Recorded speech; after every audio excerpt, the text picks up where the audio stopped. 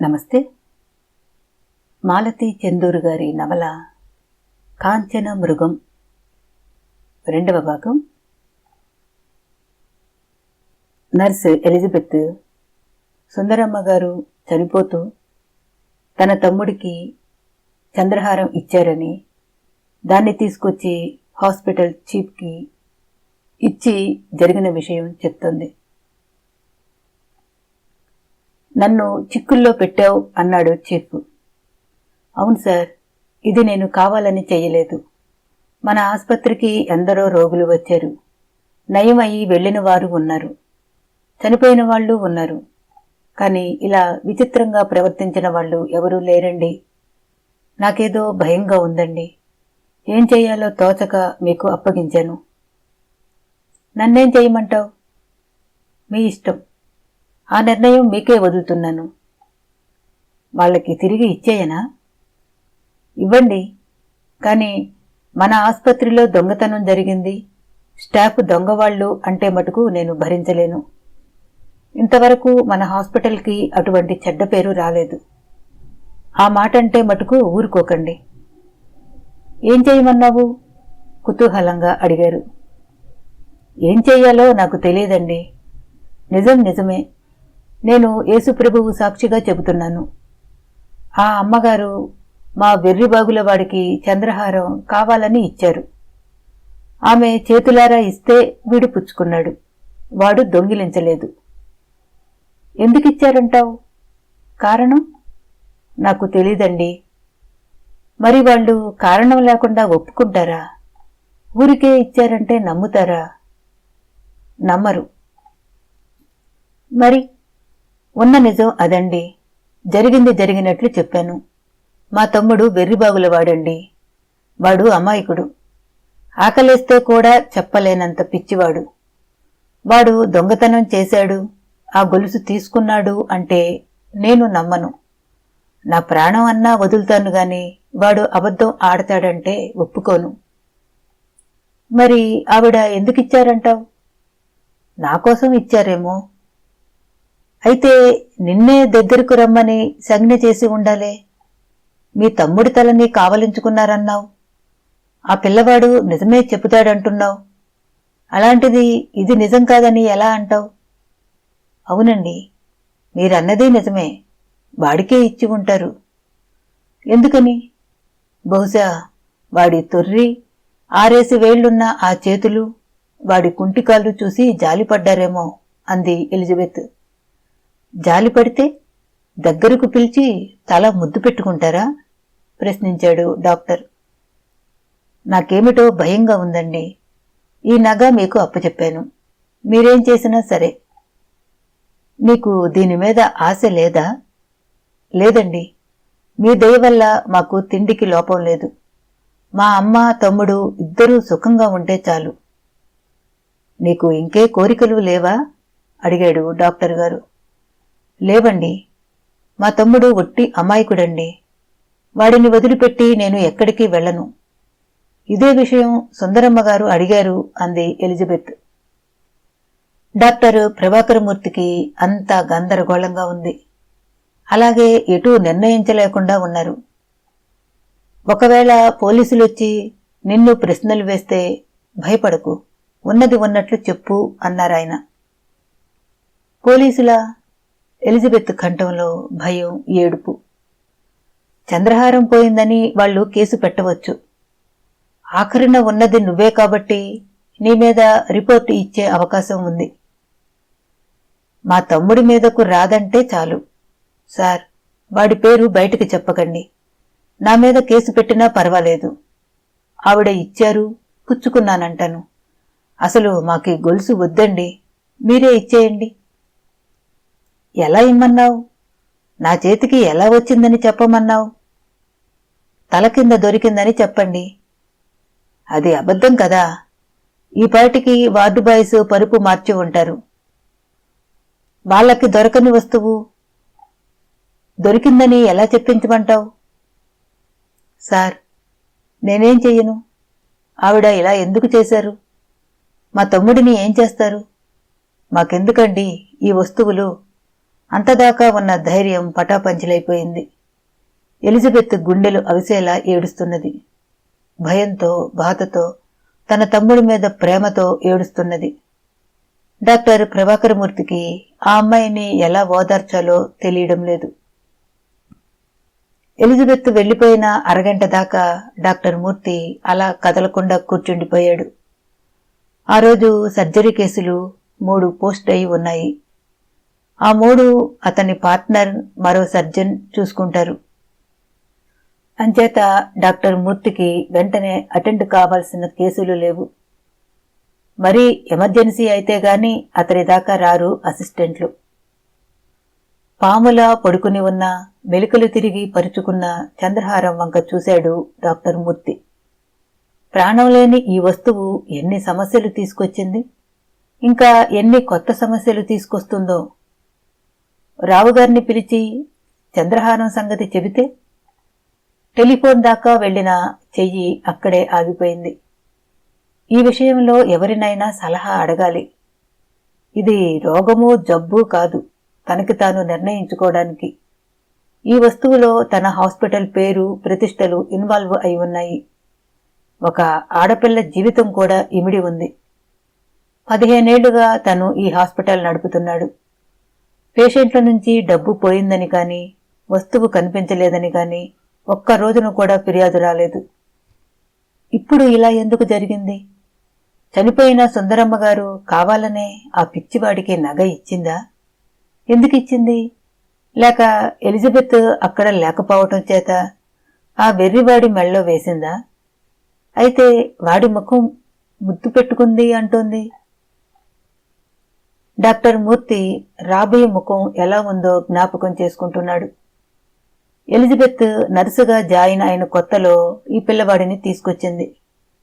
ఎర్రగా, పై పెదవి మీద తొర్రె, ఒక కాలు పొడవు, కుడికాలు పాదం మెలిక తిరిగి ఆ కాలు కాస్త పొట్టిగా ఉండి ఈడుస్తూ అష్టావక్రుడిలాగా నడుస్తూ ఉండే ఈ పిల్లవాడు ముద్దు పెట్టుకునేంత అందగాడు కాదే. పైగా 20 ఏళ్లు పైబడ్డ ఈ వెర్రి బెదవని ముద్దు పెట్టుకోవడం ఏమిటి? మానవ దేహంలోని ప్రతి భాగాన్ని నిశితంగా పరిశీలించి రోగం కనిపెట్టగల డాక్టర్ మూర్తి సూక్ష్మ గ్రాహ్యశక్తి సుందరమ్మగారు మరణించే ముందు చేసిన పనిని ఎలా అర్థం చేసుకోవాలో, ఏమని నిర్ణయించుకోవాలో తెమల్చలేకుండా ఉంది. ఏ క్షణంలోనైనా రావుగారింటి నుంచి గొలుసు కనపడలేదని ఫోన్ రావచ్చు. తనేం చెయ్యాలి? ఎలిజబెత్ దొంగతనం చేసిందని చెప్పి వెనక్కి ఇచ్చేయాలా? ఇచ్చేస్తే ఆ పిల్ల జీవితం, ఇక్కడ ఉద్యోగం పోతుంది, మరోచోట దొరకదు. తల్లి, తమ్ముడు, నల్లగా ఊచలాగా ఉన్న ఎలిజబెత్, ఆమె కళ్లల్లోని తమ్ముడి మీద ప్రేమ పదే పదే బాధ పెడుతున్నాయి. అసలు ఎలిజబెత్కి దొంగతనం చెయ్యాలనే ఉద్దేశం ఉంటే ఈ గొలుసు తన చేతికెందుకిస్తుంది? ఇవ్వదు. అంటే సుందరమ్మగారు కావాలనే ఈ గొలుసు ఇచ్చిందన్నమాట. ఎందుకిచ్చింది? మళ్ళీ ప్రశ్న. డాక్టర్ మూర్తి బుర్ర ప్రశ్నలతో గిరగిరా తిరిగిపోతున్నది. టేబుల్ మీద ఉన్న ఈ బంగారు గొలుసుని ఎలా వదిలించుకోవటం? దీని ద్వారా ఉత్పన్నమవబోతున్న సమస్యల్ని ఎలా ఎదుర్కోవటం? బుర్ర బద్దలు కొట్టుకున్నా ఇందులోంచి దారి కనపడటం లేదు. ఆ గొలుసు బాత్రూంలో పడిపోయిందని తీసుకెళ్లి ఇస్తే అది కుంటి కారణం అవుతుంది. ఎందుకంటే వార్డు బాయ్స్ బాత్రూం, లెట్రిన్ గది మూల మూలలా డెటాల్తో కడిగి ఉంటారు ఈ పాటికి. అది నిజం కాదని వాళ్లకి తెలిసిపోతుంది. 15 ఏళ్లుగా మచ్చ లేకుండా పేరు ప్రఖ్యాతులు పొందిన తన నర్సింగ్ హోం ఈనాడు పోలీసు కేసుల్లో, చచ్చు దొంగతనంలో ఇరుక్కుంటుందా? గప్చిప్గా ఎవరూ చూడకుండా రావుగారికి ఈ చంద్రహారం ఇచ్చేస్తే ఆ పని కొంతలో కొంత సాధ్యంగా అనిపించింది డాక్టర్ మూర్తికి. కుర్చీ మేంచి లేవబోయాడు, గొలుసు జేబులో వేసుకుందామని అనుకుంటూ. ఈ లోపల ఫోన్ మ్రోగింది. టెలిఫోన్ ఆపరేటర్ స్విచ్ బోర్డు నుంచి రావుగారింట్లోంచి కాల్ కనెక్ట్ చెయ్యనా అని అడుగుతూ ఉంది. డాక్టర్ మూర్తి గుండె ధప్మంది ఒక్కసారి. ఏం చెయ్యాలి? ఎలా జవాబు చెప్పాలి? గొలుసు గురించి వాళ్ళు అడుగుతారు. అది తన బల్ల మీద ఉంది. ఆ చంద్రహారం తన దగ్గరికి ఎలా వచ్చిందో ఏ విధంగా సంజాయిషీ చెప్పాలి?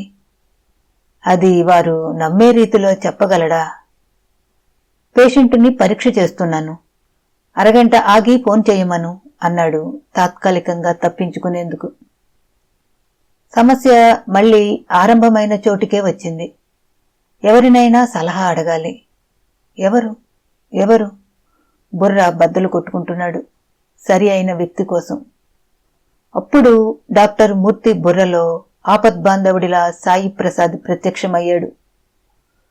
సాయి ప్రసాద్కి మస్తుగా డబ్బుంది. అతను బిఏ/బిఎల్ పాస్ అయ్యాడు గాని బోర్డు కట్టలేదు. బాగా పేకాడతాడు. డబ్బులు పెట్టి మరీ ఆడి గెలుచుకుంటాడు. చదరంగంలో పెద్ద బుర్ర. ప్రతిరోజు రమ్మీ టేబుల్ దగ్గర విధిగా క్లబ్బులో దర్శనం ఇచ్చే వ్యక్తుల్లో సాయి ప్రసాద్ ముఖ్యుడు. బాగా ఇంగ్లీషు పుస్తకాలు చదువుతాడు.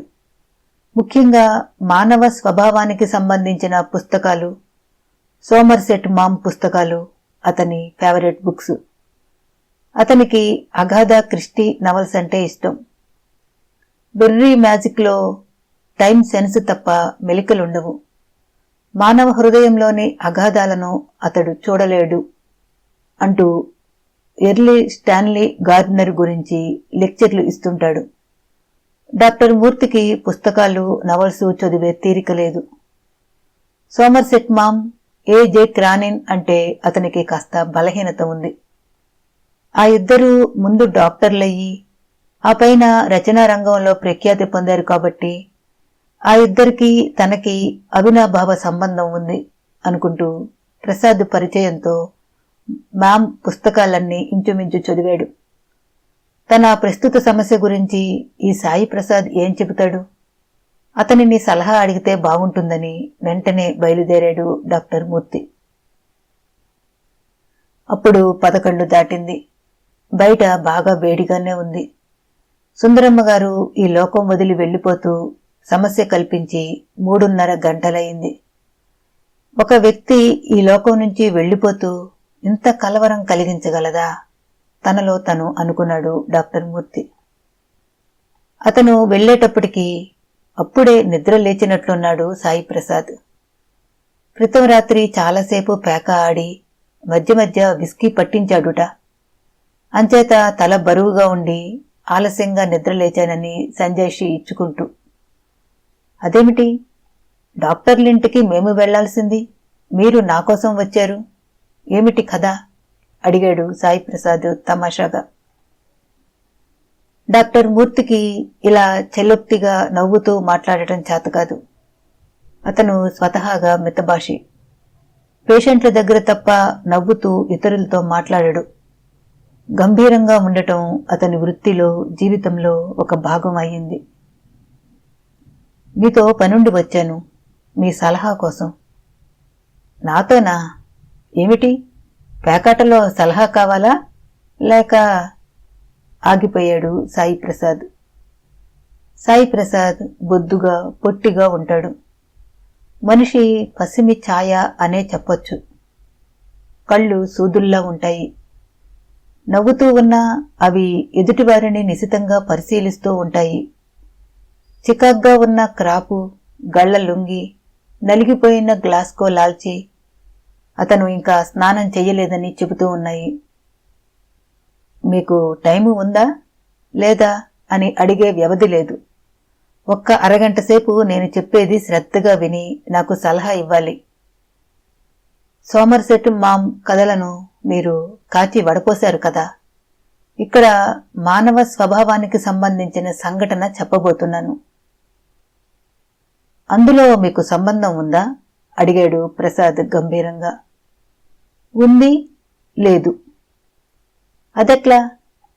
నా నర్సింగ్ హోమ్, నా ప్రెస్టేజీ, ప్రొఫెషనల్ ఇంటిగ్రిటీ అన్నీ ఇన్వాల్వ్ అయి ఉన్నాయి. అప్పటిదాకా కేర్లెస్గా సోఫాలో వెనక్కి జారికిలబడి కూర్చున్న ప్రసాద్ ఒక్కసారి ముందుకు వంగాడు. అబార్షన్ కేసా? కాదు. మీరు గెస్ చేసి టైం వృధా చేయకండి. నేను జరిగింది జరిగినట్లు చెబుతాను, వినండి. ఇక్కడికి ఎవరూ రారుగా? రారు. అరగంటలో డాక్టర్ మూర్తి పూసగుచ్చినట్లు ఆ ఉదయం జరిగిన సంఘటనలన్నీ వివరంగా చెప్పాడు. సాయి ప్రసాద్ రెప్ప వాల్చకుండా అన్నీ విని ఒక్క మాట అడిగాడు. ఆ అమ్మాయి అంటే మీ నర్సు నిజం చెబుతోందని మీకు నమ్మకం ఉందా?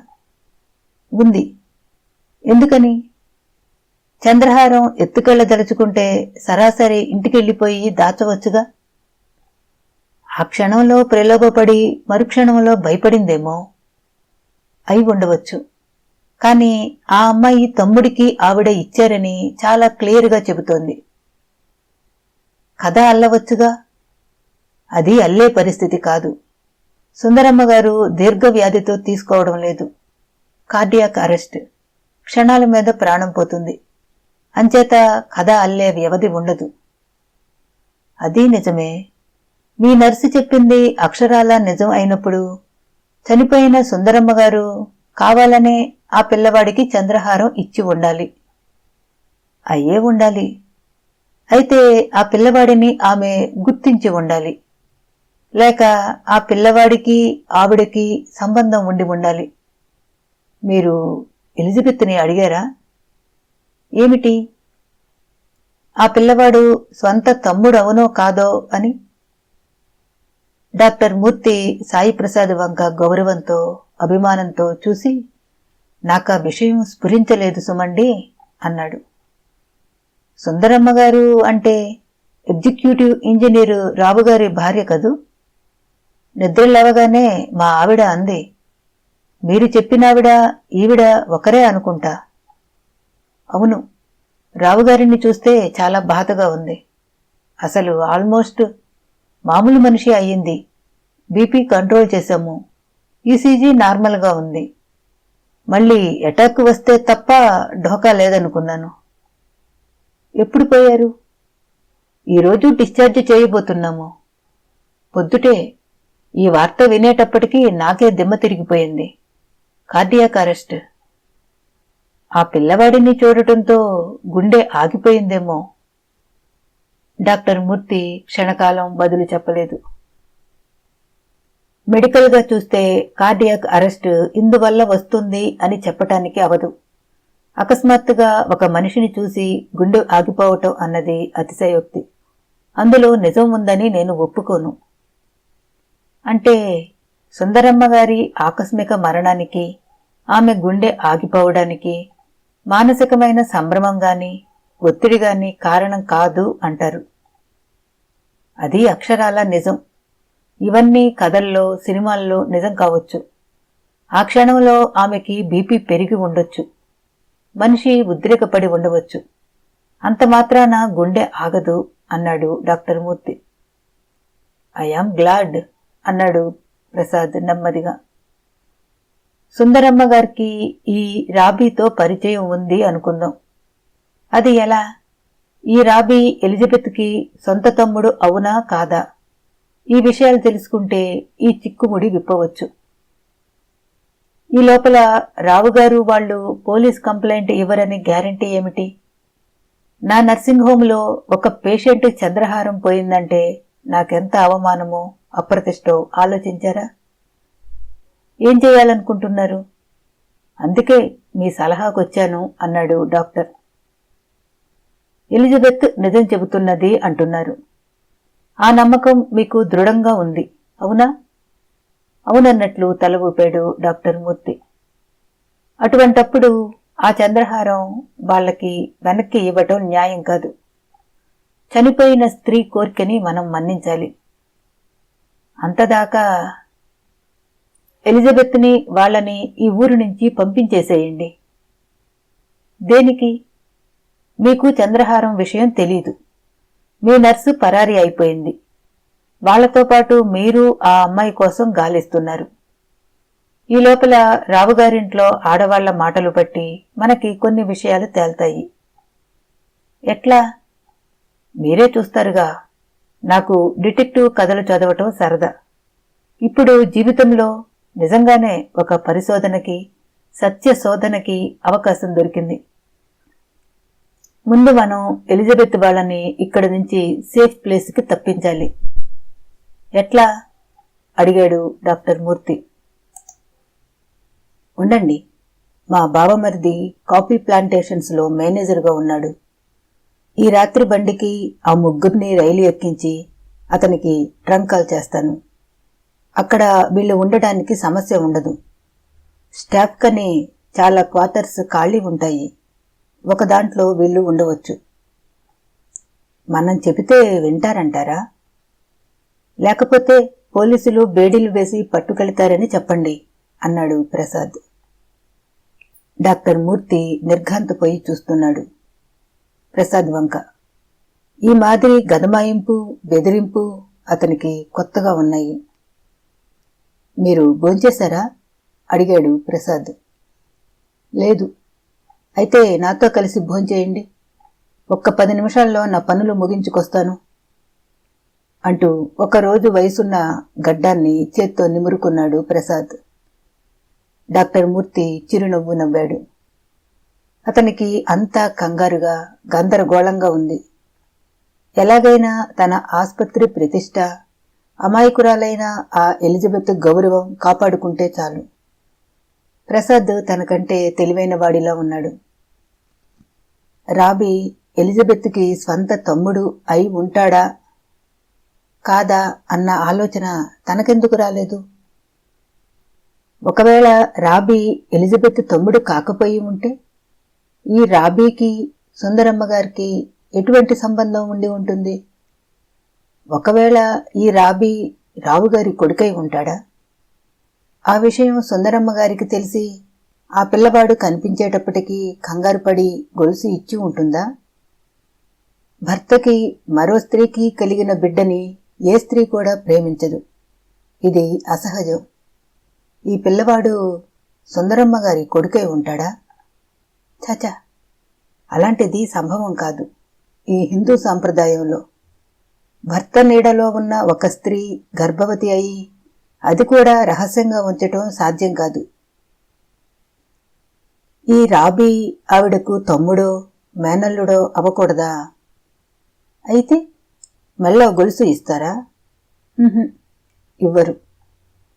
ప్రసాద్ స్నానం చేసి వచ్చేదాకా డాక్టర్ మూర్తి క్రాస్ వర్డ్ పజిల్లాగా సుందరమ్మ గారికి ఈ రాబీ ఎట్లా బంధువు కాగలడో రకరకాల కోణాల నుంచి ఆలోచిస్తూ కూర్చుని ఉన్నాడు.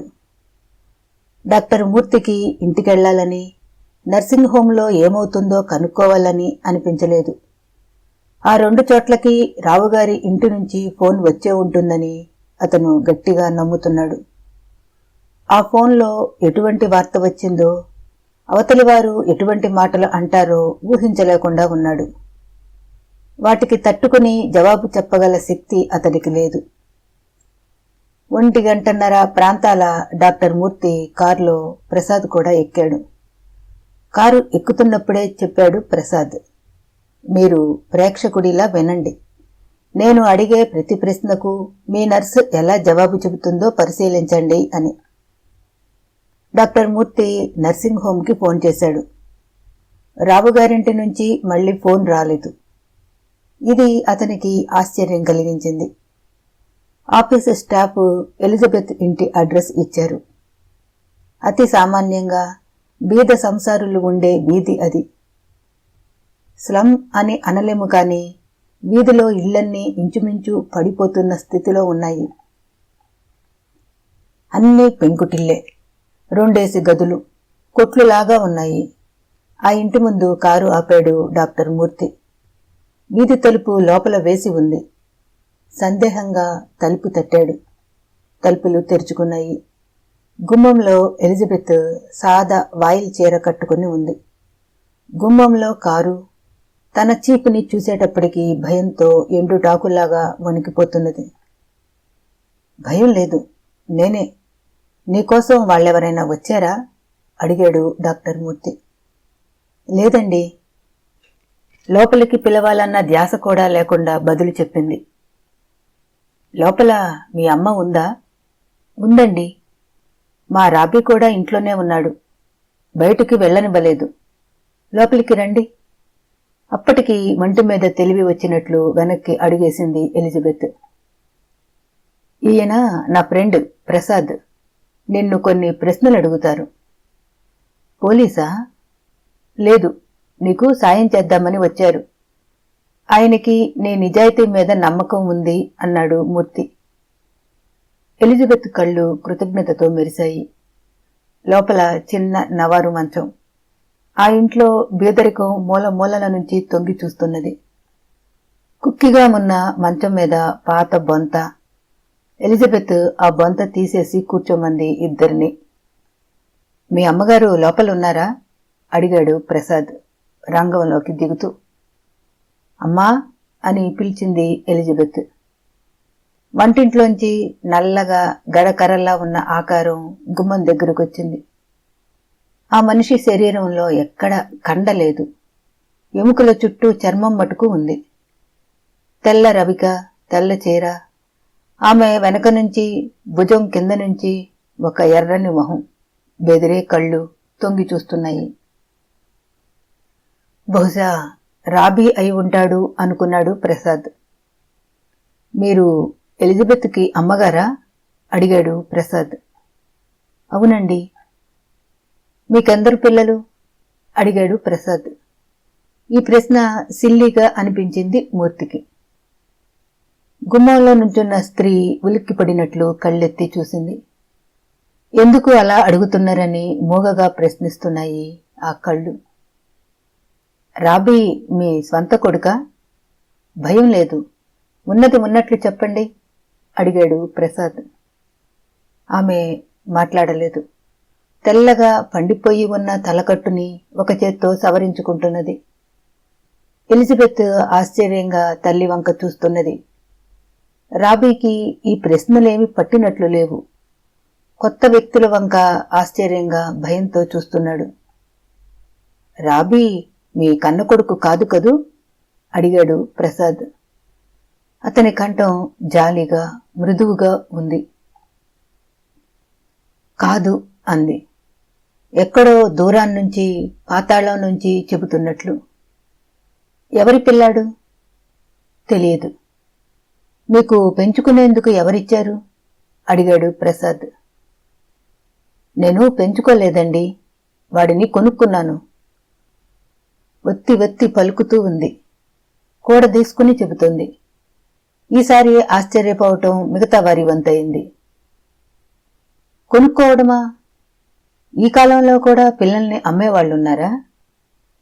ప్రసాద్కిచ్చిన మాట మర్చిపోయి గబాలన అన్నాడు డాక్టర్ మూర్తి.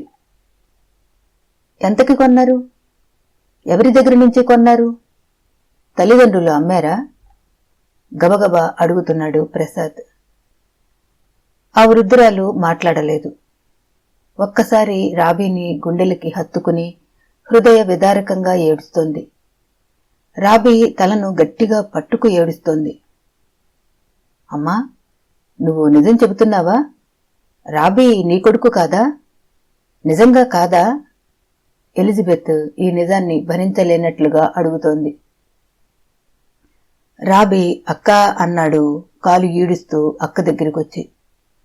ఎలిజబెత్ రాబీ అంటూ వాడి తలని 2 చేతుల్లోకి తీసుకుని ముఖం అంతా ముద్దులతో నింపుతోంది, పసిపిల్లవాడిని సముదాయించినట్లు. అప్పుడు చూశాడు ప్రసాద్ ఈ సమస్యలకన్నీ మూల కారణమైన రాబీని. వాడు ఎర్రగా ఎర్ర తేలులాగా ఉన్నాడు. పై పెదవికి తొర్రే, అమాయకంగా చూసే కళ్ళు, మెలికపడి పొట్టిగా ఉన్న కుడికాలు, 2 చేతులకి 6 వేళ్లు. రాబీని మీరు నిజంగానే కొనుక్కున్నారా? రెట్టించాడు ప్రసాద్. ఈ శిలువ సాక్షిగా చెబుతున్నానండి. 200 రూపాయలిచ్చి కొనుక్కున్నానండి. ఇచ్చినట్లే ఇచ్చి మా పిల్లవాడిని వాళ్ళు లాక్కుపోకుండా కాగితం కూడా రాయించి తీసుకున్నానండి. నా మాట మీద నమ్మకం లేకపోతే కాగితాలు తెస్తా ఉండండి. గబగబా ముందు గదిలోకి వచ్చి మూలగా ఉన్న ఒక ట్రంకు పెట్టే దించింది. మళ్ళా ఉన్న చెవితో పెట్టి తాళం తీసి అడుగు నుంచి దస్తావేజులాంటి కాగితం తీసి డాక్టర్ మూర్తి చేతికి అందించింది. ఆ కాగితం ప్రసాద్ తీసుకుని చదివాడు. రూపాయిన్నర స్టాంపు కాగితం మీద మరియమ్మ అనే ఆస్పత్రి ఆయా, అక్కడ పురుడు పోసుకున్న ఒక తల్లి కన్నబిడ్డను తనకు పెంచుకునేందుకు ఇచ్చినట్లు, ఆ బిడ్డని మరియు సర్వ హక్కులతో ఎలిజబెత్ తల్లి అయిన ఎస్తేరమ్మకు ఇచ్చేస్తున్నట్లు, ఎస్తేరమ్మ మరియమ్మకి 200 ఖర్చుల కింద ఇస్తున్నట్లు రాసిన పత్రం. దానిమీద కరణం, మరో వ్యక్తి నోటరీ సంతకం 2 ఉన్నాయి. అధికార చిహ్నమైన నోటరీ సీలు కూడా ఉంది కింద. అది చదివేప్పటికీ సాయి ప్రసాద్కి మతిపోయినట్లయింది. చట్టం ఎంత గుడ్డిదో కూడా అర్థమయ్యింది. తనది కాని పిల్లవాడిని ఒక స్త్రీ మరో స్త్రీకి అమ్మితే ఆ అమ్మకాన్ని న్యాయం పరిరక్షించవలసిన న్యాయవాదే ఆమోదించాడు. పైగా ఆ రూపాయిన్నర పేపరు మీద రాసుకున్న క్రయపత్రం. ఏం చేద్దామండి? అడిగాడు డాక్టర్ మూర్తి. ఒకటి మటుకు నిజం, సుందరమ్మ గారు ఏదో బలవత్తరమైన కారణం వల్లనే గొలుసు రాబీకిచ్చారు, అందులో సందేహం లేదు అంటూ ప్రసాద్ చేతిలో కాగితం వంక మరోసారి చూశాడు. అది 1964లో రాసుకున్న పత్రం.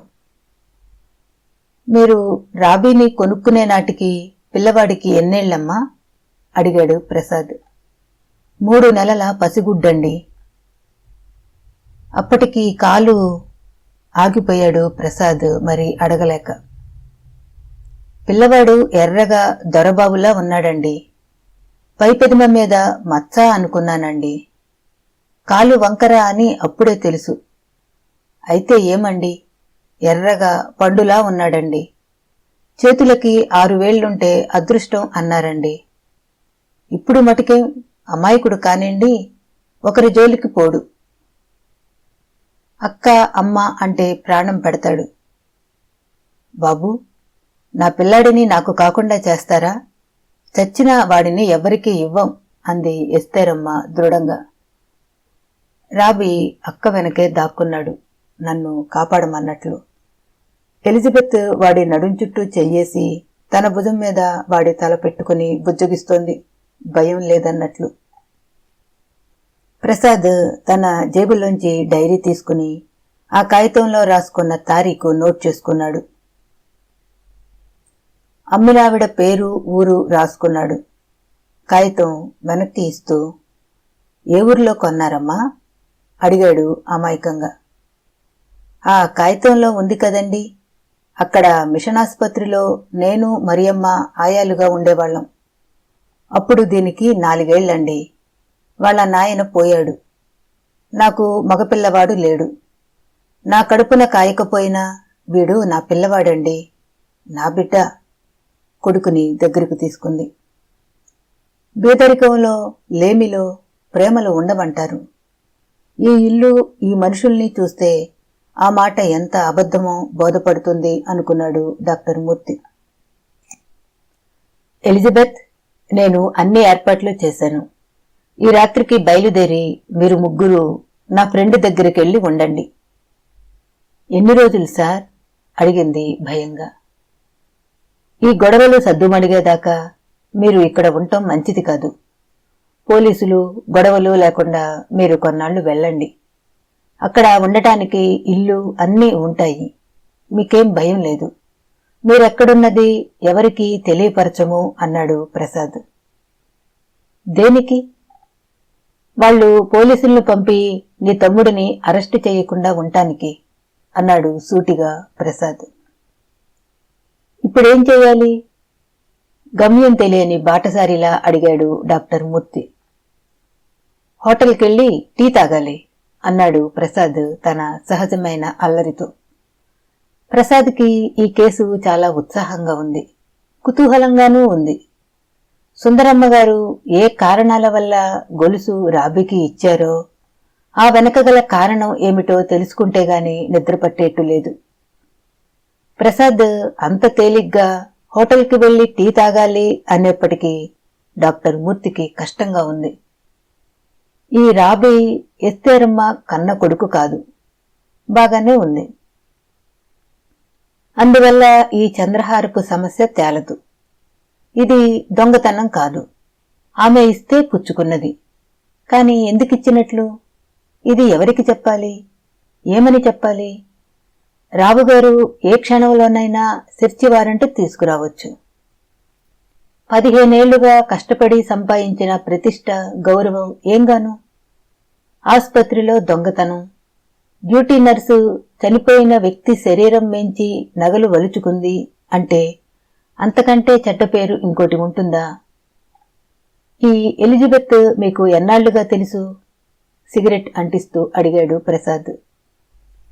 5 ఏళ్ల బట్టి తెలుసు. స్కూల్ ఆఫ్ నర్సింగ్ చేసింది. చాలా డిపోటెడ్. మా స్టాఫ్లో అంతా అప్రైట్, సిన్సియర్. అందుకే పేషెంట్లు నగలు కూడా తీయరన్నమాట. గవర్నమెంట్ హాస్పిటల్స్లో నగలు ఉంచుకోనివ్వరు గదా? అడిగాడు ప్రసాద్. ఉంచుకోనివ్వరు. పేషెంట్ల ఓన్ రిస్క్ మీద ఊరుకుంటారు. మా నర్సింగ్ హోంలో అలా కాదు. ఆఖరికి ఆపరేషన్ అప్పుడు కూడా పక్క టేబుల్ మీద ఉంచుతారు తప్ప నగలు తీయరు. అంత నమ్మకం ఉండటం మంచిదే అనుకోండి. ఇప్పుడేమైందో చూడండి. ఏమైంది? మా నర్సులు అలాంటి వారు కాదు. 3 రోజులు సెరిటర్స్ మీద ఉంచాం. సుందరమ్మ గారిని అప్పుడు కూడా ఆవిడ ఎన్ని నగలతోనూ ఉన్నారు. మేము తీయమనలేదు, వాళ్ళు తీయలేదు. ఎక్స్రే అయితే నర్సులు మెళ్ళలోంచి తీసి మళ్ళీ వెంటనే వేస్తారు అన్నాడు డాక్టర్ మూర్తి. మనం రావుగారింటికి వెళ్దామా? దేనికి? జంకుగా ఉంది డాక్టర్ మూర్తి కంఠం. పొద్దుట ఫోన్ చేశారుగా, వెళ్ళి చూసి వద్దాం. వాళ్ళు కనిపెట్టారో లేదో. కనిపెడితే రియాక్షన్ ఎలా ఉందో. ఒకవేళ మనల్ని తిట్టిపోస్తే? నేను ఉన్నాగా, మేనేజ్ చేస్తాను. మీరు చూస్తూ ఊరుకోండి. ఈలోగా మళ్ళీ ఫోన్ చేసి కనుక్కున్నాడు డాక్టర్ మూర్తి నర్సింగ్ హోంకి. అంతకీ అరగంట క్రితమే రావుగారి ఇంటి నుంచి ఫోన్ వచ్చిందట. అర్జెంటుగా మాట్లాడాలని, ఎక్కడున్నారని అడుగుతున్నారుట. ఎవరు? అడిగాడు డాక్టర్ మూర్తి. రావుగారి 2వ కోడలట. పేరు మాధవి అని చెప్పమన్నారు అని ఆపరేటర్ చెప్పింది. డాక్టర్ మూర్తి గుండె గుబేలుమంది. ఈ మాధవి గురించి ఆయన కొద్దిగా విని ఉన్నారు. ఆవిడకు అతిశయం ఎక్కువ అని, చాలా గర్వంగా ఉంటుందనీను. వెళదామా? అడిగాడు ప్రసాద్. ఉరికంబం ఎక్కబోతున్న నేరస్తుడిలా తప్పదన్నట్లు తల ఊపారు డాక్టర్ మూర్తి. అక్కడి పరిస్థితిని బట్టి నేను వాళ్ల వివాదనలో ఉక్కిరి బిక్కిరి చేసి ఇబ్బంది పెడతాను. మీరు ఆక్వార్డుగా ఫీల్ అవ్వకండి. ఎలిజబెత్ మీద కానీ, మీ నర్సింగ్ హోం మీద కానీ ఈ నేరం రుద్దకుండా తాత్కాలికంగా ఆపుతాను. చంద్రహారం నా దగ్గర ఉందిగా? అడిగాడు డాక్టర్ మూర్తి. ఉంది గాని మీరు గాని మీ నర్సు గాని దొంగిలించలేదుగా.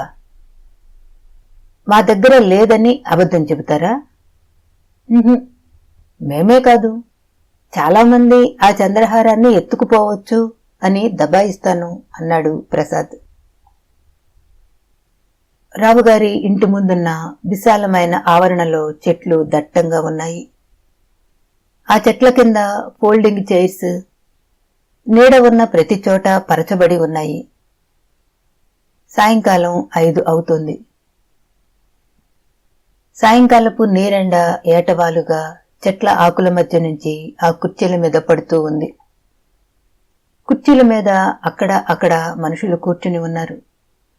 చాలా మటుకు కుర్చీలు ఖాళీగానే ఉన్నాయి. కుడివైపున ఉన్న ఖాళీ స్థలంలో 7-8 కార్లు. ఆ ఇల్లు, వాతావరణం విషాదంతో నిండి ఉంది. అక్కడున్న మనుషుల ముఖాల్లో విచారం పరుచుకుని ఉంది. అందరూ నెమ్మదిగా, పైకి వినిపించనంత సన్నని స్థాయిలో మాట్లాడుకుంటున్నారు. 2-3 గుంపుగా కూర్చుని గొంతులు తగ్గించి మాట్లాడుకుంటున్నారు. మృత్యు ఛాయల్లోని మృత కళేబరం ఉన్నటువంటి గుర్తులు అక్కడ స్పష్టంగా కనిపిస్తున్నాయి. కారు పక్కన పెట్టి డాక్టర్ మూర్తి, సాయి ప్రసాద్ దిగారు. డాక్టర్ మూర్తికి దిగులుగా, కాస్త పిరికిగా ఉంది. చనిపోయిన సుందరమ్మ గారి ఆకృతి, సరళంగా నవ్వే ఆమె ముఖం అతనికి పదే పదే జ్ఞాపకం వస్తున్నాయి. తన నిస్సహాయత, వైద్య విజ్ఞాన సంపద పరాజయం అతనిని పదే పదే గుచ్చి బాధిస్తున్నాయి. అన్నిటికీ మించి ఈ చనిపోయిన వ్యక్తి ఒక సమస్యని, ఒక రకమైన మిస్టరీని క్రియేట్ చేసి వెళ్ళింది. తమని అందరినీ చిక్కుల్లోకి తోసి వెళ్ళింది. దాని పరిణామం ఏ దారి తీసుకుంటుందోనన్న ఆదుర్ద. అయిష్టంగానే అడుగు ముందుకు వేశాడు డాక్టర్. సాయి ప్రసాద్కు మాత్రం చాలా ఉత్సాహంగా ఉంది. చనిపోయిన సుందరమ్మ గారితో అతనికి పెద్ద పరిచయం లేదు. రావుగారితో పరిచయం ఉంది. అది కూడా క్లబ్లో, పేకాటలో ఇద్దరు భాగస్థులు, ప్రత్యర్థులు కూడాను. ఆమెని 1-2 సార్లు దూరం నుంచి చూశాడు. పచ్చగా, నిండుగా ఉన్న మామూలు హిందూ కుటుంబంలోని గృహిణి అని తప్ప అతనికి వేరే అభిప్రాయం లేదు. కాని చనిపోయే ముందు ఆమె రాబీకిచ్చిన చంద్రహారం, రాబీ ఎస్తేరమ్మ స్వంత కొడుకు కాకపోవటం, వీటి వెనక తామెవరికీ తెలియని ఒక మిస్టరీ ఉండి ఉండాలి. ఆ మిస్టరీ బహుశా రావుగారికి కూడా తెలిసి ఉండదు. పైకి అంత సాంప్రదాయబద్ధంగా కనిపించే ఈమె భర్త కళ్ళు కప్పి ప్రేమ వ్యవహారాల్లో పడి ఉంటుందా? రాబీ ఈమె కొడుకై ఉంటాడా? ఏ సంబంధం లేకపోతే చంద్రహారం ఎందుకిస్తుంది? కన్న కొడుకుని ఏ పరిస్థితుల వల్ల వదిలేసుకుంది? ప్రసాద్కి క్లబ్బు మీదకి మనసు పోవటం లేదు. ఫారెన్ లిక్కర్ కూడా ఇంత నిషా ఇవ్వదు. మెదడు ఇంత పదునుగా ఎప్పుడూ లేదు. దీని వెనుకున్న అసలు కథ పట్టుకోవాలి. తనలోని ఆసక్తిని, ఉత్సాహాన్ని ఆపుకుంటూ డాక్టర్ మూర్తి వెనుకగా టాపీగా నడవటానికి ప్రయత్నిస్తున్నాడు సాయి ప్రసాద్. హాల్లో మంచు దిమ్మెల మీద సుందరమ్మ గారి దేహం పడుకోబెట్టబడి ఉంది. మంచు దిమ్మలు ఎత్తుగా మంచంలాగా ఉన్నాయి. వాటి నుంచి రబ్బరు షీటు నేల మీదకి వేలాడుతున్నది దుప్పటిలాగా. షీటు చివరి నుంచి నీరు బొట్లు బొట్లుగా నేల మీద పడి చిన్న కాలువగా పక్కకి ప్రవహిస్తోంది. అక్కడ తాత్కాలికంగా పెట్టిన కన్నం ద్వారా బయటికెళ్తోంది నీరు. ఆ హాలు నిండా అగరత్తుల పరిమళం. సుందరమ్మ గారి దేహం నిండా పూలమాలలు, అన్నీ గులాబీ మాలలే. వాటి మధ్య తెల్లని పూలమాల బహుశా మల్లెపూలు అయి ఉంటాయి. అగరవత్తుల మధ్య నుంచి మల్లెపూవుల సౌరభం కూడా గాలిలో సన్నగా ప్రయాణిస్తూ ఉంది అప్పుడప్పుడు. విశాలంగా నలుచదరంగా ఉన్న హాలు, ఆ హాల్లో సోఫాలు, కుర్చీలు ఒక పక్కకి నెట్టబడి ఉన్నాయి. ఆ హాలులో ఒక పక్కగా సుందరమ్మ గారి భౌతిక కాయం పూలహారాలతో దీర్ఘ నిద్రలో మునిగి ఉంది. పైన తిరుగుతున్న ఫ్యాన్ గాలికి ఆమె తెల్లని ముంగురులు అల్లల్లాడి ఆ వ్యక్తి ప్రాణంతో ఉన్నదేమోనన్న భ్రమ కలిగిస్తూ ఉంది. ఆమె ముఖం మీద ఎర్రని బొట్టు. చనిపోయిన ఆ ముఖంలో మృత్యు ఛాయలు లేవు. నిద్రపోతున్నట్లు ప్రశాంతంగా, మామూలుగా కనురెప్పలు మూసుకుని ఉన్నాయి. ఆ పక్కనే నేల మీద కొందరు స్త్రీలు కూర్చుని ఉన్నారు. ఆ హాల్లో ఉన్న కుర్చీల్లో మగవాళ్లు కొన్ని కుర్చీల్లో కూర్చుని ఉన్నారు. సుందరమ్మ గారి దేహానికి పక్కగా కర్ర కుర్చీ. ఆ కుర్చీలో రావుగారు కూర్చుని ఉండి భార్య ముఖంలోకి తదేకంగా చూస్తున్నారు. ఆయన మనసులో ఏ భావాలు కదలాడుతున్నాయి? ఏ జ్ఞాపకాల దొంతర్లు నేల మీదకి దొర్లుతున్నాయి? ప్రసాద్కి ఒక్కసారి ఆయన బుర్రలోకి వెళ్లి చూడాలని అనిపించింది. ఎలా? వెళ్లలేడు. ఒక మనిషి మరో మనిషి కాలేడు. ఒక మనిషి ఆలోచనలు మరో మనిషి ఊహించుకోగలడే తప్ప అతని బుర్రలోకి ప్రవేశించటం సాధ్యం కాదు. రావుగారికి భార్య ఎవరో పరాయి పిల్లవాడికి చంద్రహారం ఇచ్చిన విషయం తెలుసా? ఆ ఆలోచన వచ్చినందుకు ప్రసాద్ తన తెలివిహీనతకు తానే తిట్టుకున్నాడు. రావుగారికి చంద్రహారం కనిపించలేదని తెలిసినా అది భార్య ఎవరో అబ్బాయికి ఇచ్చి ఉంటుందని ఎలా తెలుస్తుంది? ఆ చంద్రహారం గురించి ఈ మృత్యుముఖంలో ఆయన పట్టించుకోరేమో. అంతకంటే విలువైన తన జీవిత సహచరిణి పోయింది. చంద్రహారం ఎంత? దాని విలువెంత? బహుశా ఆయన ఆలోచన విధానం ఈ తీరున ఉంటుందా? ప్రసాద్ తనని రావుగారి స్థానంలో ఉంచుకుని ఆయన మనోభావాలని తన స్వంతం చేసుకోవాలని ప్రయత్నిస్తూ ఉన్నాడు. డాక్టర్ మూర్తి నెమ్మదిగా ఆయన పక్కకెళ్లి భుజం మీద చెయ్యి వేశాడు. రావుగారు డాక్టర్ మూర్తి చేతిని అందుకుని నిశ్శబ్దంగా ఆయన నడుములో తల దాచుకున్నాడు. ఐఎమ్ సారీ అన్నాడు డాక్టర్ మూర్తి, ఇంకా మాట్లాడేది లేదన్నట్లు. నేల మీద కూర్చున్న స్త్రీలు కళ్ళెత్తి డాక్టర్ మూర్తి వంక చూస్తున్నారు. అందులో ఒక స్త్రీ నిప్పులు కురిపించే కళ్లతో డాక్టర్ వంక చూడటం గమనించాడు ప్రసాద్. ఎవరై ఉంటుంది? కూతురా? కోడలా? ఎవరు? ఆమె కళ్లల్లో అంత కోపం దేనికి? కుతూహలంగా చూస్తున్న ప్రసాద్ దృష్టిని గమనించినట్లు ఆమె ప్రసాద్ వైపు ఒక్కసారి చూసి తల వంచుకుంది. ఆమెకు 30 ఏళ్ల వయసు ఉండవచ్చు. ఆర్గండి వాయిల్ చీర కట్టుకుని మ్యాచ్ అయ్యే రంగు జాకెట్ వేసుకుని ఆ దుఃఖ సమయంలో కూడా స్మార్ట్గా కనిపిస్తున్న ఈమె రావుగారి కోడలు మాధవి అయి ఉంటుందా అన్న ఆలోచన కలిగింది ప్రసాద్కి. ఆ పక్కన ఇంచుమించు అదే వయసులో ఉన్న మరో స్త్రీ, చాలా సింపుల్గా, జుట్టు రేగి కళ్ళు గుబ్బి ఏడ్చి ఏడ్చి సొమ్మసిల్లిపోయినట్లుంది. బహుశా కూతురై ఉంటుంది అనుకున్నాడు ప్రసాద్. వీళ్ళిద్దరికంటే వయసులో కాస్త పెద్దగా హుందాగా ఉన్న ఒక ఆమె లేచి భౌతిక కాయానికి తల దగ్గర ఉన్న ప్రమిదలో నూనె పోసి ఒత్తి సరిచేసింది. పెద్ద కోడలై ఉంటుంది అనుకున్నాడు ప్రసాద్. ఒక 5 నిమిషాలు నిశ్శబ్దంగా గడిచిపోయింది. అగరవత్తుల సువాసన చిక్కగా నిశ్శబ్దంగా పోటీ పడుతోంది. ఆ వాతావరణంలోని బరువుకి ఉక్కిరి బిక్కిరిగా ఉంది ప్రసాద్కి. అలా 5 నిమిషాలు గడిచాక రావుగారి చిన్న కోడలు మాధవి డాక్టర్ మూర్తి వంక చూసి, ఒకసారి ఇలా పైకి వస్తారా డాక్టర్ అంది నెమ్మదిగా. డాక్టర్ మూర్తి కదిలాడు. వెంట ప్రసాద్ కూడా బయలుదేరాడు, యుద్ధానికి సిద్ధమవుతున్నట్లు. ముగ్గురు మెట్లెక్కి మేడ మీద వరండాలోకి వచ్చారు. అక్కడున్న కుర్చీలు చూపిస్తూ తాను మరో కుర్చీలో కూర్చుంది మాధవి. ఆవిడని చూస్తే ప్రసాద్కి కాస్త ఆశ్చర్యంగానే ఉంది.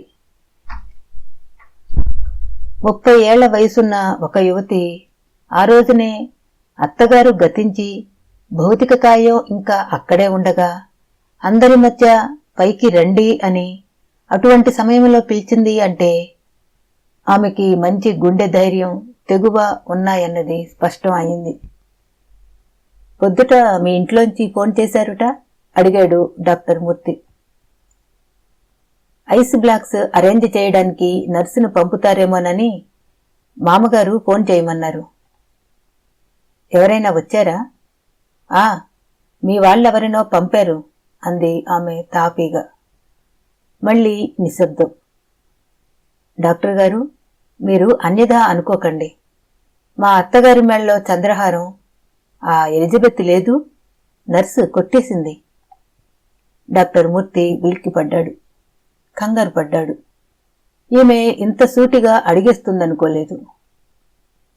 మీరు తొందరపడి నిర్ణయానికి రాకండి. అనవసరంగా ఒక మనిషిని దొంగ అనకూడదు అన్నాడు ప్రసాద్ కల్పించుకుని. మాధవి అతని వంక తీక్షణంగా చూసింది. మీరిందులో కల్పించుకోకండి అన్నట్లు.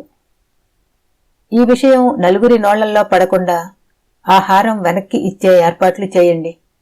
అసలు మేము అప్పుడే చూడాల్సింది. ఎప్పుడు? బాడీని తీసుకొచ్చేప్పుడు. ఇలాంటి వెధవ పని జరుగుతుందని ఊహించుకోలేకపోయాము. ఒళ్ళు పూర్తిగా చల్లబడకుండానే మెళ్ళో గొలుసు లాక్కునే నిర్భాగ్యులు ఉంటారనుకోలేదు. మీరు తొందరపడుతున్నారు అన్నాడు డాక్టర్ మూర్తి. తొందరపడి ఉంటే ఈ పాటికి పోలీసు రిపోర్టు ఇచ్చేసి ఉందుము. మేము పుట్టెడు దుఃఖంలో ఉంటే ఆమె మెళ్ళొంచి గొలుసు లాక్కుంటుందా? అసలు మొదటి నుంచి ఆ నర్సుని చూస్తే నాకేమిటో సందేహంగానే ఉండేది. దాని నక్క వినయాలు అదీను గొప్పగా ప్రేమ వలకపోసి మా మామగారిని అత్తగారిని వెర్రిబాగుల వాళ్ళని చేసింది. దాన్ని జుట్టుపట్టుకు లాక్కు రమ్మంటాను. వెధవ పనులు ఇదీను. ఆమె ముఖంలో క్రోధం, సంస్కారపు ముసుగు తొలగిపోయి కసిగా తిడుతోంది. ప్రసాద్కి మానవ నైజం గురించి మళ్లీ అనుమానాలొస్తున్నాయి. ఈవిడకి చంద్రహారం పోయిందన్న బాధ కంటే ఎలిజబెత్ని అవమానించాలన్న కోర్కే ప్రబలంగా ఉన్నట్లుంది. కళ్లతో చూడకుండా ఎవరికీ దొంగతనం అంటగట్టకూడదు అన్నాడు ప్రసాద్ నెమ్మదిగా. ప్రాణం పోయిన మనిషి కళ్లతో ఎలా చూస్తుందండి? అసలు ఆ ముండ ఇలాంటి అదను కోసమే చూస్తోంది. 3 పేట్ల చంద్రహారం. ఈ రోజుల్లో దాని విలువ ఎంతో తెలుసా? ఎంత చచ్చుగా చూసినా 30,000 ఉంటుంది. మా అత్తగారు మా ముగ్గురికి 3 పేటలు ఇస్తానంటుండేవారు. అది మా సొత్తు. అమ్మయ్యా, అసలు కారణం ఇప్పుడు బోధపడింది అనుకున్నాడు ప్రసాద్. అతను డాక్టర్ మూర్తి వైపు చూడకుండా అతని కళ్ళుతో తన కళ్ళు కలవకుండా జాగ్రత్త పడుతున్నాడు. తమ కళ్లలోని రహస్యాన్ని ఈవిడ ఎక్కడా పసిగడుతుందోనని. మా మామగారి ముఖం చూసి ఊరుకున్నాను. లేకపోతే ఈ పాటికి పోలీస్ కంప్లైంట్ ఇచ్చి ఉండేదాన్ని. ఇవ్వండి. ప్రాణం పోయిన దగ్గర్నుంచి మీరు ఆ గొలుసు పోయిందని కనుక్కున్న క్షణం దాకా ఈ మధ్యకాలంలో ఎవరెవరు వచ్చారో, ఎవరు బాడీని ముట్టుకున్నారో ఆ అందరినీ పరీక్ష చేయమంటాం. ఏం, మా హాస్పిటల్ నర్సుని మటుకెందుకు సందేహించాలి? పనివాళ్లు, వచ్చేపోయేవాళ్లు, ఇంట్లో వాళ్ళు ఎందుకు లేరు అన్నాడు ప్రసాద్ విసురుగానే. మా సొమ్ము మేము ఈ సమయంలో అపహరిస్తామా? ప్రాణం పోయాక వంటి మీద నగలు వలుచుకున్న ఉదంతాలు కోకొల్లలు. అందులో కూతుళ్ళు, కోడళ్ళు అందరూ ఉన్నారు. మిమ్మల్ని అంటున్నానని కాదు, అటువంటి ఉదంతాలు 1,00,000 చూపించగలను అన్నాడు ప్రసాద్ ఆమెని రెచ్చగొడుతూ. మీరేమంటున్నారో తెలుసా? తెలుసు. మీ అత్తగారి దేహం ఇంకా ఈ ఇంట్లోనే ఉంది. ఆవిడ మీద గౌరవంతోనైనా ఇతరులకి దొంగతనాలు అంటగట్టకండి. పోలీసు కేసులు బనాయించడానికి ఇది సమయం కాదు. మరి మా నగ వదులుకోమన్నారా? వదులుకోమని అనటం లేదు. హాస్పిటల్ స్టాఫ్ మీద అపనింద మోపవద్దు అంటున్నాము. మెట్ల మీద అడుగుల శబ్దం. సంభాషణ ఆగిపోయింది. రావుగారు భారంగా అడుగులు వేసుకుంటూ వచ్చారు పైకి. ఆయన ముఖంలో సర్వస్వం కోల్పోయిన బాధ ప్రతిఫలిస్తూ ఉంది.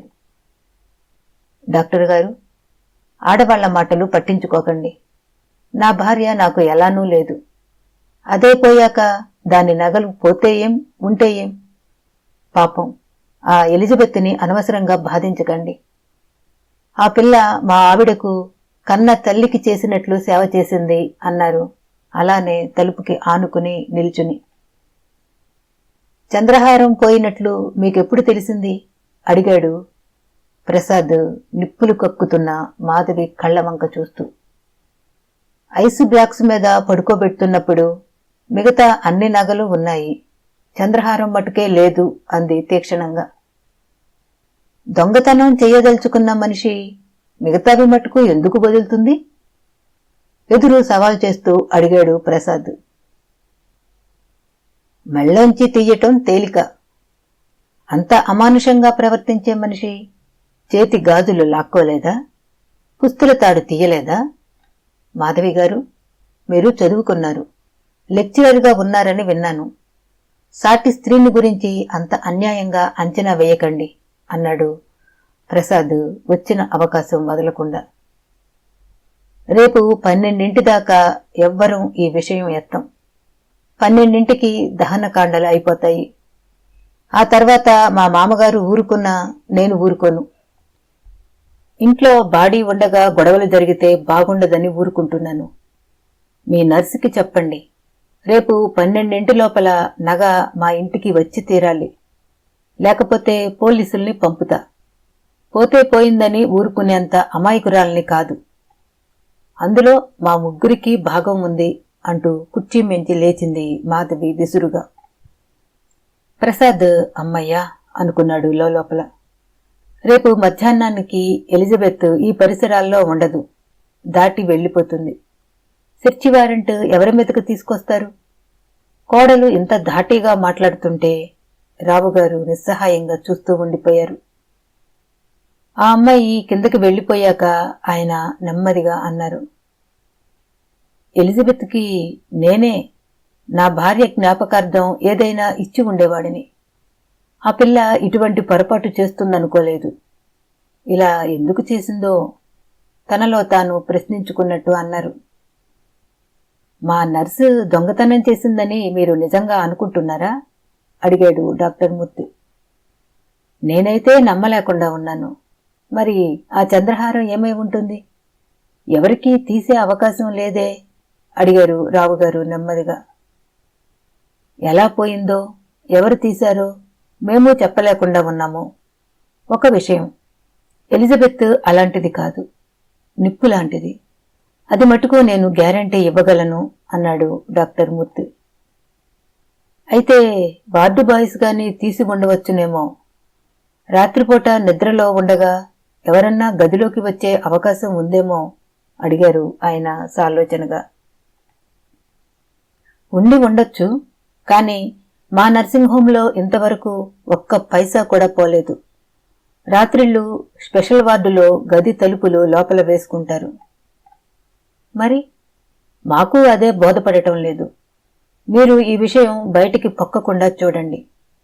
ఆడవాళ్లు తొందరపడ్డా వారిని కాస్త ఆపండి. ఈ 12 రోజులు ఇలా ప్రశాంతంగా వెళ్లిపోనివ్వటం మంచిది, ముఖ్యంగా ఆమె ఆత్మకి. ఆగిపోయాడు డాక్టర్ మూర్తి. చెప్పి చూస్తాను. చూడటం కాదు, మీరు గట్టిగా చెప్పండి. రేపే సెర్చి వారెంటు, పోలీసులు అంటున్నారు మీ కోడలు. అసహ్యంగా ఉంటుంది. ఒకవేళ చంద్రహారం మా ఆవరణలోనే పోయి ఉంటే, మీరు అనుకున్నట్లు ఆ అమ్మాయే దొంగతనం చేసి ఉంటే, మేము ఎలాగో అలాగ పట్టుకుని మీ నగ మీకు అప్పచెబుతాం అన్నాడు ప్రసాద్. అలాగే అన్నట్లు తల ఊపారు రావుగారు. ఈ 12 రోజులు ఎటువంటి యాక్షన్ తీసుకోమని మాట ఇవ్వండి అన్నాడు ప్రసాద్. రావుగారు ప్రసాద్ కళ్లల్లోకి సూటిగా చూసి, మీకిందులో ఇంట్రెస్ట్ దేనికి అని అడిగారు.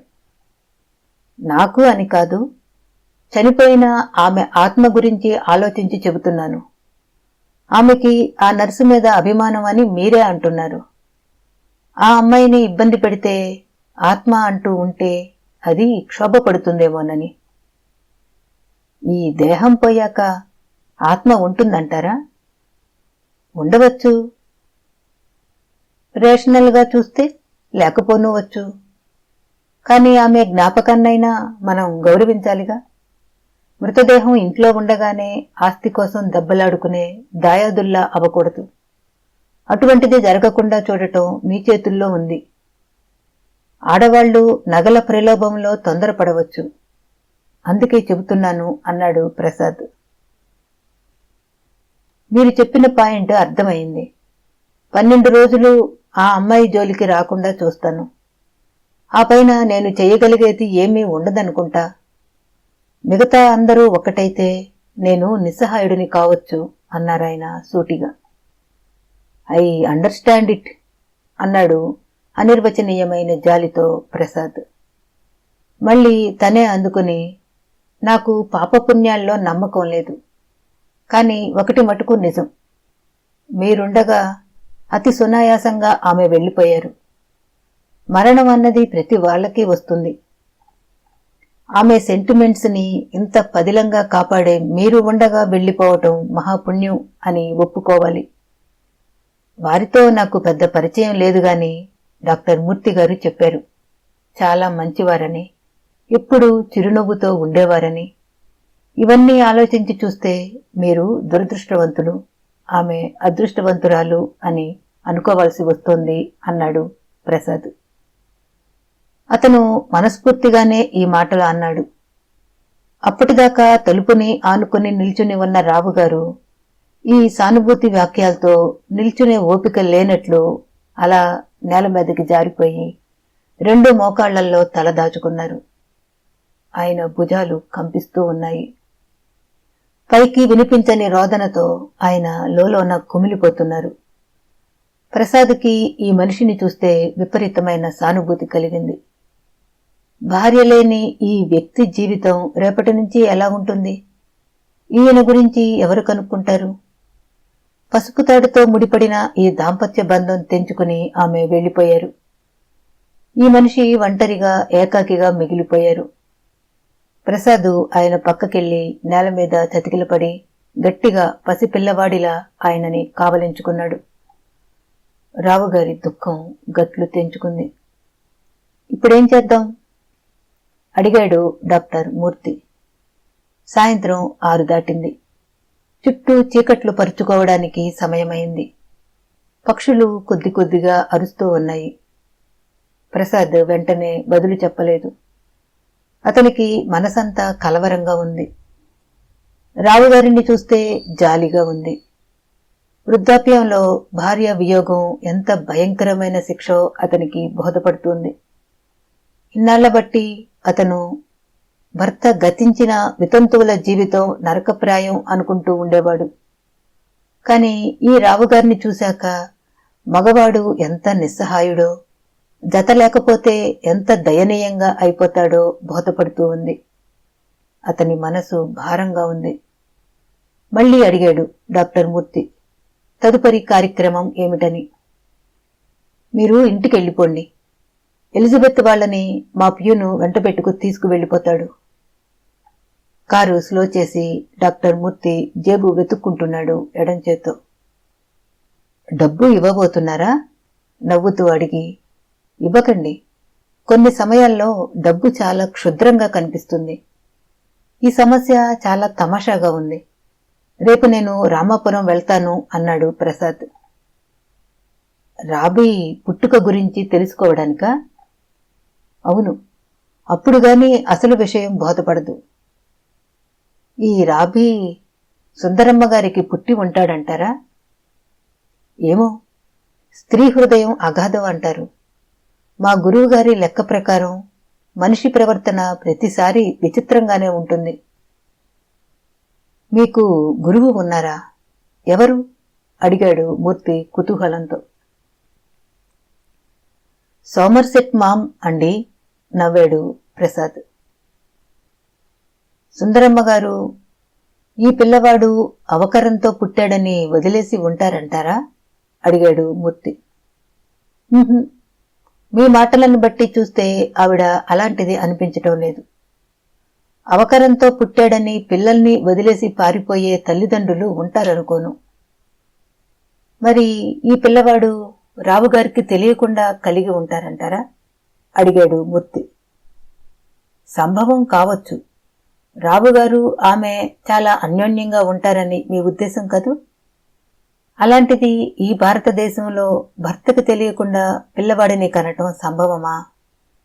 ఏదో బలహీనతలో కాలుజారిన స్త్రీలు, గృహిణులు ఉండవచ్చేమో గాని భర్తకు తెలియకుండా పిల్లవాడిని కనటం సాధ్యమా? ఈమె విషయంలో ఆ అవకాశం ఉంది. ఎందుకంటే రావుగారు 3 ఏళ్ల పాటు జర్మనీలో ఉండొచ్చారంట అన్నాడు మూర్తి. మీకెట్లా తెలుసు? ఒంటరిగానే వెళ్లారా? అడిగాడు ప్రసాద్. ఒంటరిగా వెళ్లారనే విన్నాను. ఈవిడ పిల్లల చదువులు చెడిపోతాయని ఇక్కడే ఉండిపోయారట. మూర్తి మాటలు విని సన్నగా విజిల్ వేశాడు ప్రసాద్. అయితే అలాంటిది జరగటానికి అవకాశం ఉందన్నమాట. ఈ విషయం తేల్చుకొనందే నాకు నిద్ర పట్టేట్టు లేదు. రేపు రామాపురం వెళ్తాను అన్నాడు ప్రసాద్. రావుగారి దగ్గరికి వెళ్తారా విషయాలు కనుక్కోవడానికి? ఇటు నుంచి ఈ రామాపురం వైపు నుంచి విషయ సేకరణ ఆరంభిస్తాను. రేపు పొద్దుటే వెళ్తాను. కారు తీసుకెళ్తారా? అడిగాడు డాక్టరు. మా డ్రైవరు కారు ఉన్నాయి. కాంచన మృగం నవల 2వ భాగం సమాప్తం. మళ్ళీ కలుద్దాం. సెలవు.